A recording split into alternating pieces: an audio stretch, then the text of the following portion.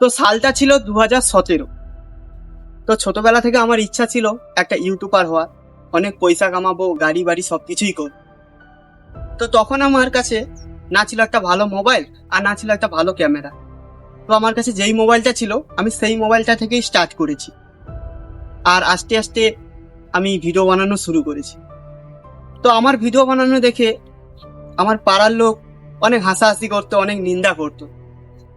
তো ফাইনালি আজকে 2026 সাল।